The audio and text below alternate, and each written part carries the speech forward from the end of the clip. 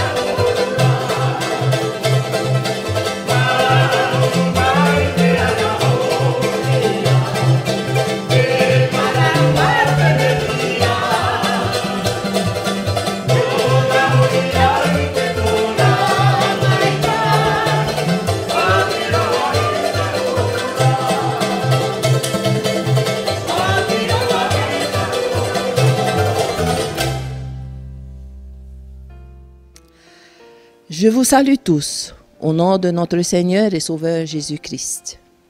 Paix, amour et joie sur toute la terre. Recevez mes salutations, ainsi que ceux de ma communauté et de la direction de la communauté du Christ.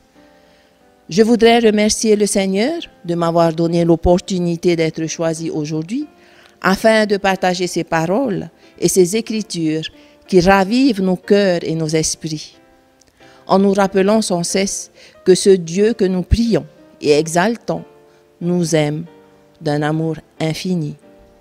Je suis heureuse de partager avec vous ce thème et ces versets pour éclairer nos esprits à la connaissance de la volonté de Dieu pour nous, hommes. Bénir le peuple de Dieu, voici ce que Luc nous dit dans son chapitre 24 et au verset 44 à 53. Puis il leur dit, « Telles sont bien les paroles que je vous ai dites quand j'étais encore avec vous. Il faut que s'accomplisse tout ce qui est écrit de moi dans la loi de Moïse, les prophètes et les psaumes. » Alors, il leur ouvrit l'esprit et l'intelligence des Écritures et leur dit, « Ainsi était-il écrit que le Christ souffrirait et ressusciterait d'entre les morts le troisième jour, et qu'en son nom, le repentir en vue de la rémission des péchés serait proclamé à toutes les nations, à commencer par Jérusalem. De cela, vous êtes témoins. Pour moi, voici que je vais envoyer sur vous ce que mon Père a promis. Vous donc, demeurez dans la ville jusqu'à ce que vous soyez revêtus de la force d'en haut. » Frères et sœurs en Christ, ce passage en dit très long sur la volonté de Dieu à notre égard.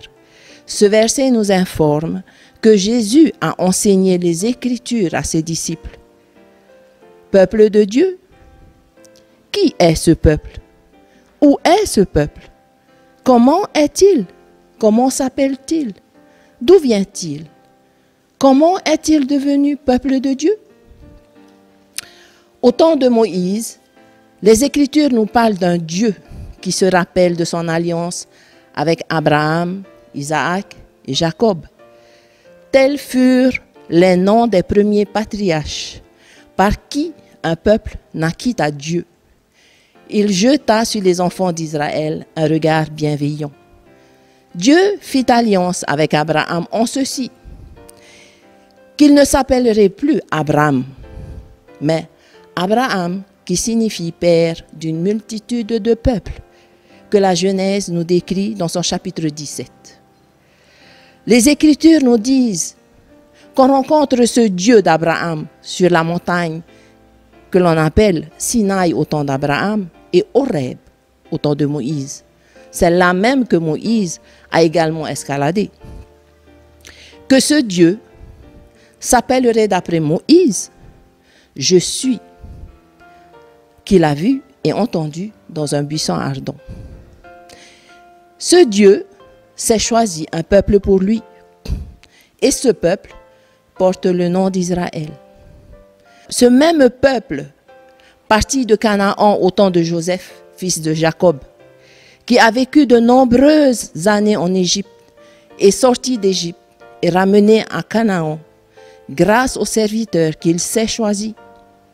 Et en ce temps-là, il choisit Moïse et son frère Aaron pour mener ce peuple vers la terre promise. Un peuple qui se dit être le peuple de sa première alliance, à cause des tables de commandement qui fut données par l'intermédiaire de Moïse.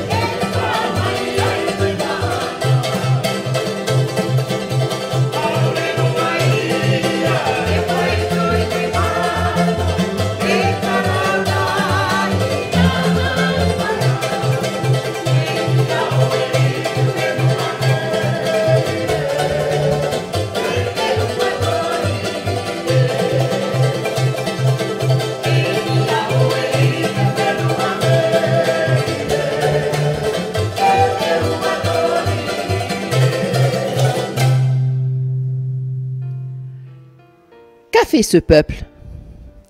Selon les Écritures, ils ont essayé de suivre les commandements de Dieu autant qu'ils pouvaient. Mais à cause de la dureté de leur cœur, ils se sont détournés des voies du Seigneur. Ils se sont prostitués auprès des idoles, des Baals et des Astartés. Dans le livre des Juges, au chapitre 2, verset 13, de nombreuses générations ont passé depuis Moïse. Et le peuple élu est devenu transgresseur des commandements de Dieu. Et Dieu a commencé à leur faire des remontrances par l'intermédiaire des prophètes qu'il s'est choisis. Au verset 20, voici ce qui est écrit. La colère de Yahvé s'enflamma alors contre Israël et il dit, « Puisque ce peuple a transgressé l'alliance que j'avais prescrite à ses pères et qu'il n'a pas écouté ma voix, désormais, je ne chasserai plus devant lui aucune des nations que Josué a laissées subsister quand il est mort, afin de mettre par elles, c'est-à-dire les nations, Israël à l'épreuve, pour voir s'ils suivraient ou non les chemins de Yahvé, comme les ont suivis ses pères.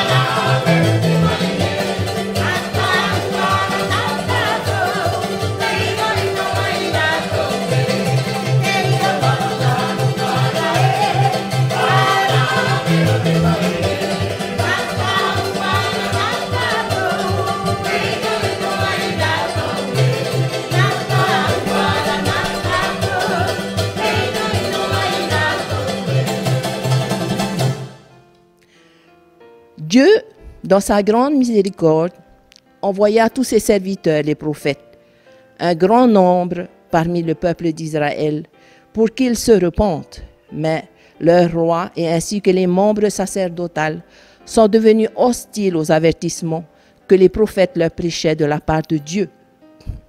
Et la malédiction se réalisa. Et le peuple d'Israël fut dispersé. Leur ville, celle de Jérusalem, saccagée, et leur temple détruit. Voici ce que Michée nous raconte, au chapitre 6, versets 2 à 4. Écoutez, montagne, le procès de Yahvé. Prêtez l'oreille, fondement de la terre, car Yahvé est en procès avec son peuple. Il plaide contre Israël. Mon peuple, que t'ai-je fait? En quoi t'ai-je fatigué? Réponds-moi. C'est moi qui t'ai fait monter du pays d'Égypte. Je t'ai racheté de la maison de la servitude. J'ai envoyé devant toi Moïse, Aaron et Myriam. Mais ce peuple est resté sourd aux paroles de Dieu. C'est ainsi que par Isaïe au chapitre 29, versets 9 et 10, Dieu maudit ce peuple de sa première alliance en disant: soyez abrutis et stupides, devenez aveugles et sans vue, ivres, mais non pas de vin, titubants, non pas de la boisson forte, car Yahvé a versé sur vous un esprit de torpeur. Il a fermé vos yeux, c'est-à-dire les prophètes, et voilé vos têtes, les prophètes voyants. Cet esprit est également développé dans l'Épître aux Romains au chapitre 11 et verset 8. Mais heureusement que Dieu est un Dieu d'amour. Il n'a pas que maudit ce peuple, il a également fait une promesse à ceux qui lui sont restés fidèles, que Sophonie nous annonce dans son chapitre 3 au verset 12 en disant: « Je ne laisserai subsister en ton sein qu'un peuple humble et modeste. Et c'est dans le nom de Yahvé que cherchera refuge le reste d'Israël. »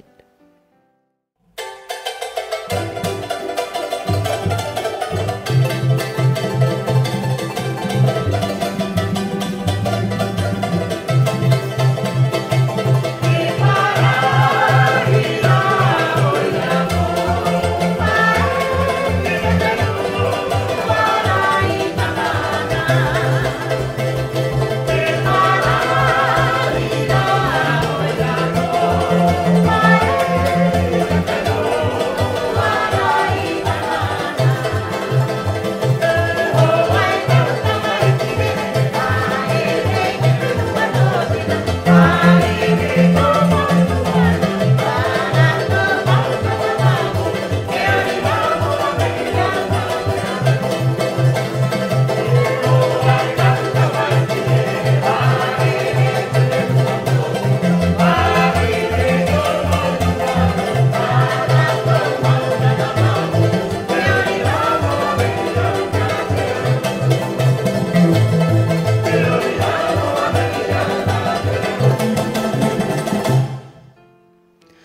Au verset 20 de Sophonie, voici ce qu'il dit. En ce temps-là, je vous guiderai. En ce temps-là, je vous rassemblerai. Alors, je vous donnerai louange et renommée parmi les peuples de la terre, quand j'accomplirai votre restauration sous vos yeux, dit Yahvé. Amos, lui aussi, a prophétisé en ces termes. Je rétablirai mon peuple d'Israël. Je les planterai sur la terre, et jamais plus ils ne seront arrachés de la terre que je leur ai donnée. Ainsi dit Yahvé ton Dieu. Abdias également annonce cette promesse. Sur le mont de Sion, il y aura des rescapés. Ce sera un lieu saint. On arrive un peu plus dans un temps plus lointain, c'est-à-dire au temps des Romains et des évangélistes. Voici ce que les évangiles des Romains nous disent. Dieu aura-t-il rejeté son peuple? Certes non. Je me suis réservé 7000 hommes qui n'ont pas fléchi le genou devant Baal. Et ainsi, pareillement aujourd'hui, il subsiste un reste, élu par grâce. Plusieurs d'entre les prophètes ont également prophétisé la venue du Christ, dont principalement Moïse, Isaïe, Ézéchiel et Daniel et bien d'autres encore.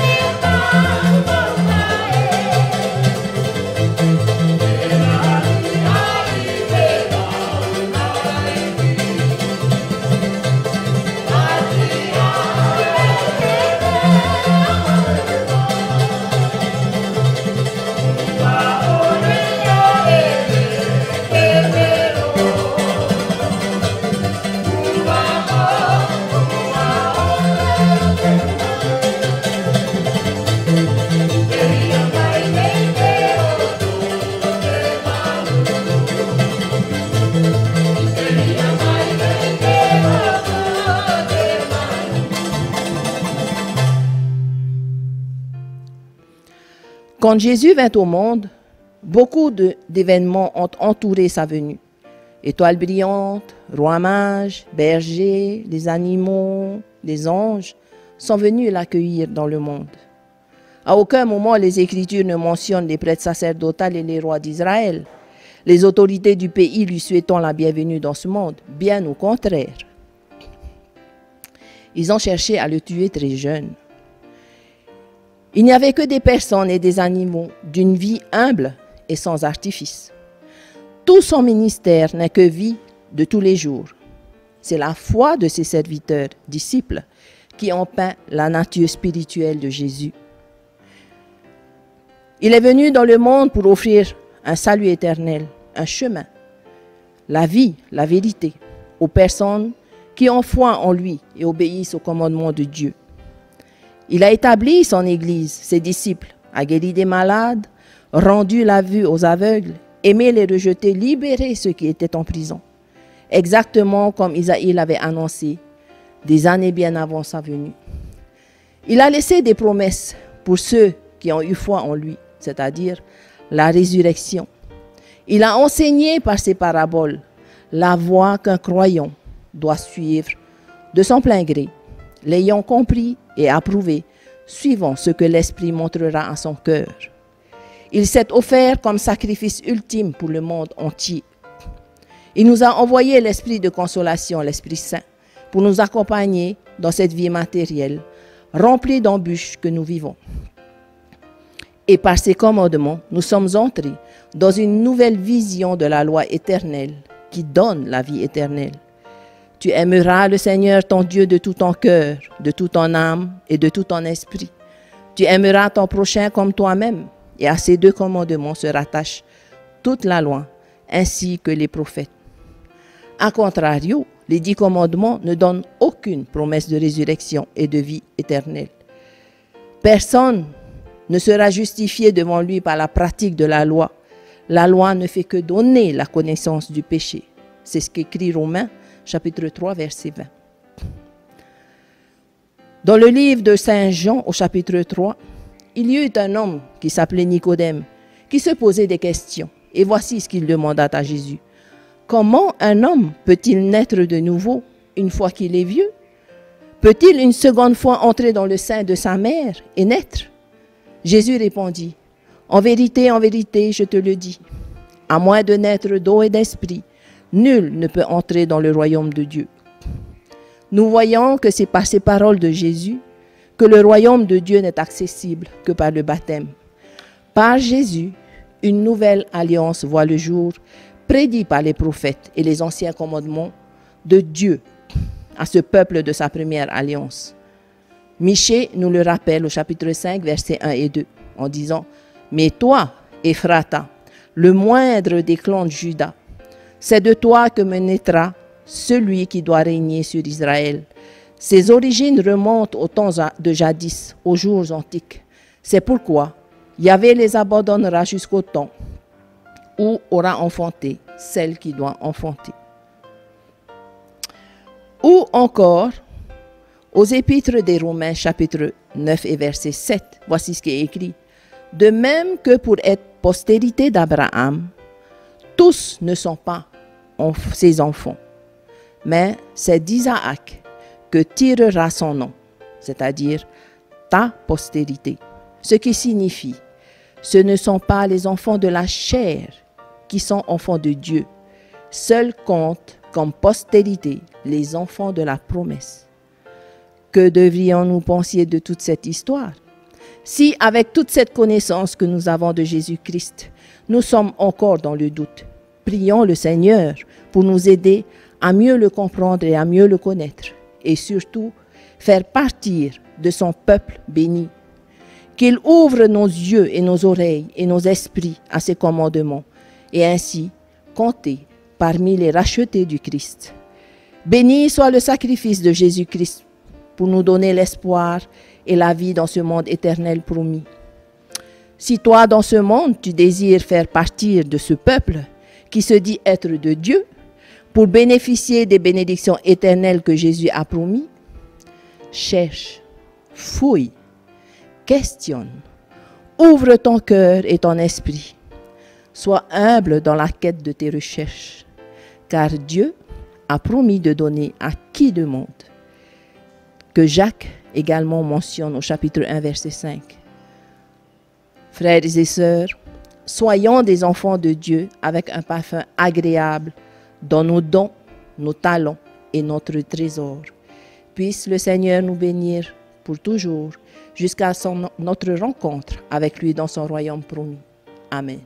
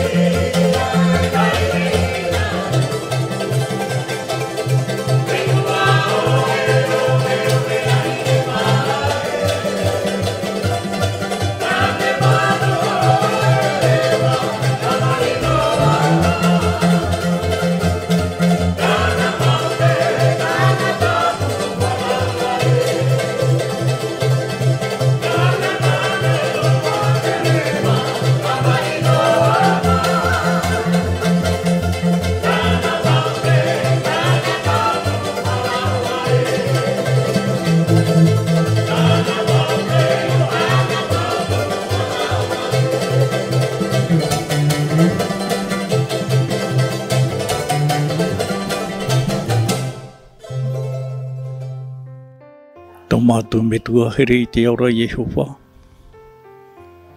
Te ie te mau mea toa tā mātou I pupu. I mua ia o. E I mua toa tō mātou nuna anō tēnei aia tō mātou I ora nei. Te ie ho e tungo. Tā mātou I pupu nārtou tēnei haumuri rā tā mātou. Ho e te reo te ho e tuho a tā mātou I mātou rute tō mātou aia rā. E peu te ie nā mātou. Te aru e ai mua ia o e te atua. E watai mātou I te hope ara anō tā mātou nei e hipa no te rira. Ha maruru rā mātou ia o e te warua mai tai te ratai mai te rai mātou. E watai mātou I te hope ara anō te rira. Maruru atoa mātou no te te me tō mātou whatu Yehova. Te pupu nei mātou te rene hamai te ira. No ke tātoa rā. Rātou te whāro mai te rira. Pariro te re hamai te rai e mātou rutu I te warua rā no te rira. I anene te re mai te. I a tupu te re rutu I te warua rā. E te oa rā no mātou pātua no te inei te me. Ori ato mātou whatu Yehova. A maruru mātou ia oe no te rira. E waia ta oe hamai te rai e mātou. Ia tupu a te ria hamai te rai ta oe ni e hui mātou I te mamai atua. I roto I tō mātou orara apai whāroa. E tēnu atu I tō nā wātūra. Orara apai I tō mātou pētino rano te rira. Nori atu mātou whatu Yehova. Wari mai ta mātou hamai te rano te rira. Naruto I tēne opara ta mātou roti tēne hamuri rana mātou. I wai mai te a te rie mo ia o. E mātou watu anō te rea. Hamai te mai mātou I te rea te atua. E te anine mātou I te rea mo hamai te anō mātou. E no ke tātu ara. I rato I te I o no te whatura I e tū tō mātou whaora mau. I te ne amuri no atu. Amene.